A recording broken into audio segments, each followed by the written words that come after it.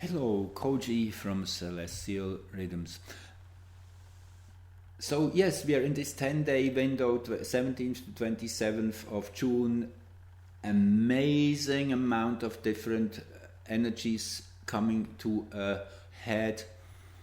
This is the core phase of change, which is just initiated, which pushes the wave high, which then will lead to all the action which we will see in July, starting with the Mars-Saturn opposition on the 1st and kind of peaking around the 4th, 5th of July, which again is a powerful moment in time, as this is when Earth is farthest away from the Sun, which will be a reset point.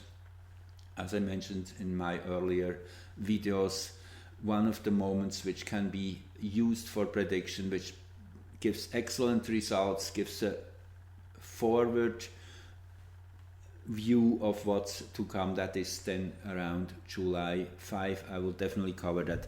So we are now here once more having a quick peek at this waxing half moon of June 18th, when the Sun was at 2709 Gemini, in that very last segment of Gemini, which is kind of the culmination of what Gemini represents, where and Earth on the other side in Sag, here aligning the galactic center. So this is the geocentric chart for that moment, 3:54 a.m. It was in Greenwich.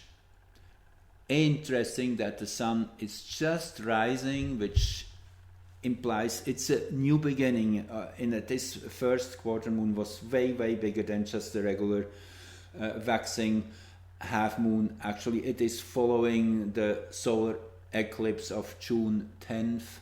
So this in itself is saying that yes, the first phase after an eclipse always kind of brings this power which was seeded in the eclipse, brings it to a first culmination, to a first clear statement, and that alignment with the galactic center is very special, which happened, as I say, 2.5 minutes later or so, at 3:56:43. And this chart again is cast for Greenwich. However, we are using the heliocentric positions here. This is kind of how the energies were perceived from the Sun's perspective. You have to think the Sun is now here at the center, and this is just a parallel transference of that energy grid to Earth, which works perfectly. So this shows Venus-Mars heliocentrically coming into conjunction. This conjunction will be exact just a few days ahead, actually also on the 22nd. Jupiter in midheaven here. Venus, Mars, when they meet, this is starting a new creation cycle. Again, it's an amazing synchronicity, as we will see. I'll show you that chart too.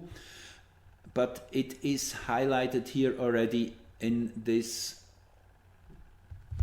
base chart for a whole year, you could say. When Earth is meeting with the galactic center, this is how we are seated here on planet Earth with higher dimensional galactic energies, which represent all those who are waiting out there and helping us in ways unseen yet, to boost, to help us through, hold our hands through this big transformation we are just in the middle of. Interesting, the equatorial point, the equatorial ascendant of that moment, Sedna.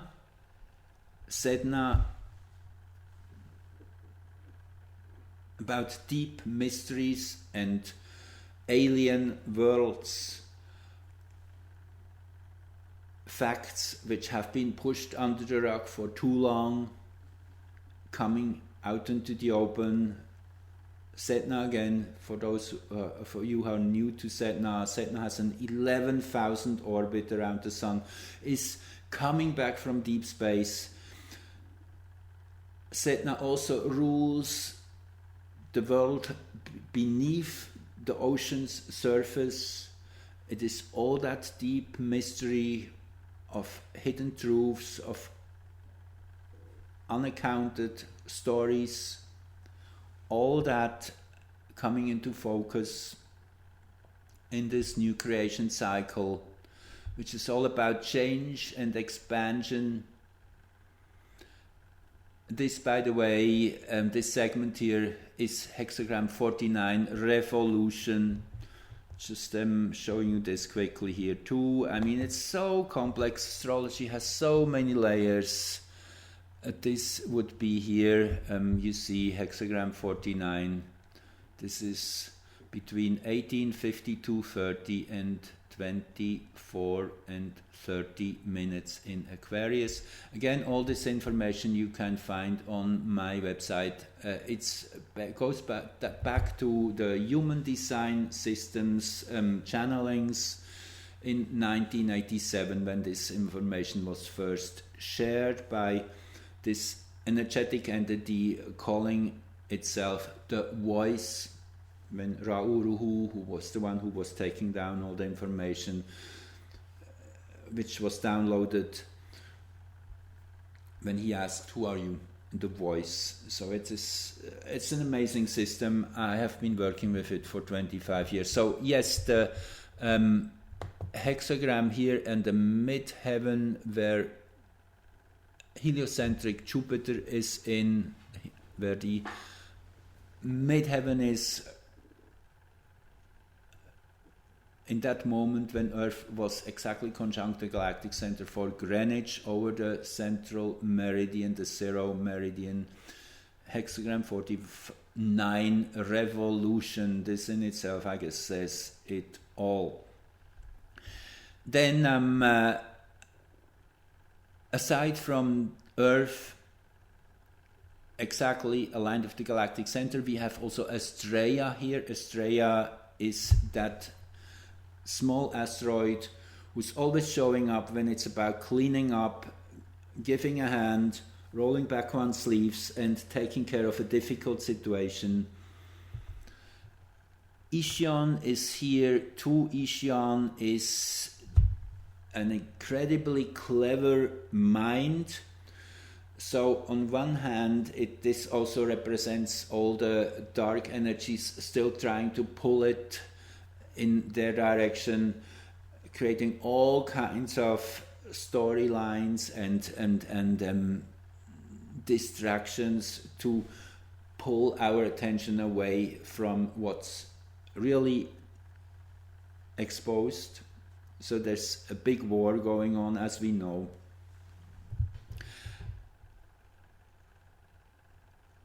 So this is the heliocentric energies. Heliocentric, again, that is kind of encoded in the sun's energy, which is feeding us here on Earth moment by moment. It's the quantum encoding of the photons, of the solar rays, which are our food.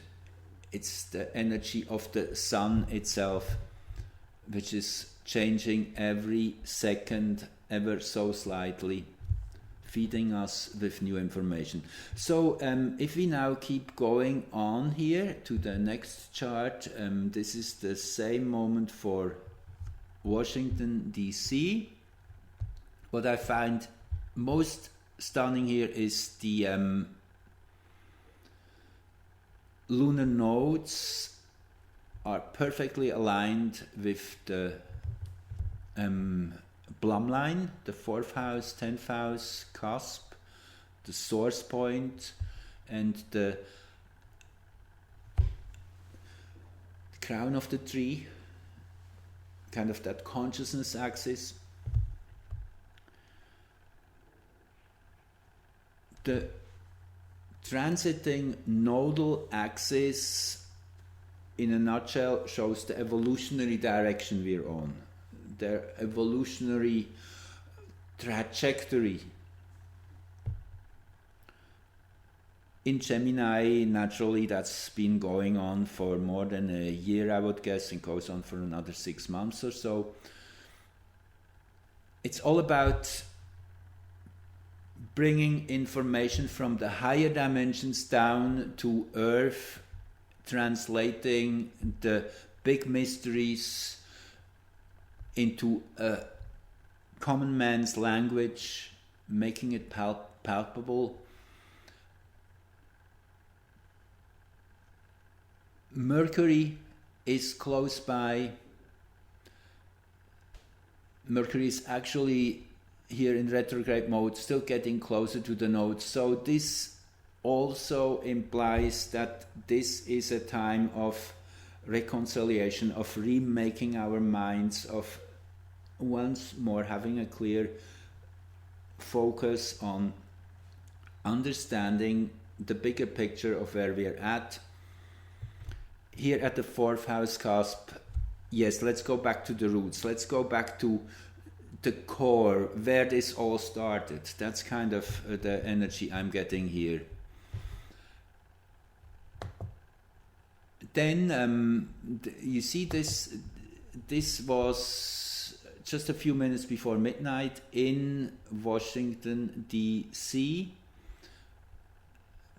A few minutes before midnight of the 18th. When Earth aligned with the galactic center. And then, about a day and some hours later, this is a very, very important moment again, when the Sun and Earth here on the other side crossed the 28-15 degrees mark. Again, this is where a new hexagram starts. If we pull that up for a second. So 2815 is here, this point where we change into hexagram 15, which is modesty, which is the cardinal energy of the solar of the solstice. Yeah, that's the word I'm looking for. Okay. So this energy shift on the 19th, I don't want to go too deep in that, maybe just shortly saying this, the interesting part about this, which rules basically a 5-6 day window, is the moon opposing Chiron here. So that would be valid from the 19th roughly into the 25th, 26th of June. So that's also a hint that in this window we will see some major stuff being thrown into the public arena. Moon Chiron opposition implies that there's that we have to deal with some stuff which is not too easy to digest.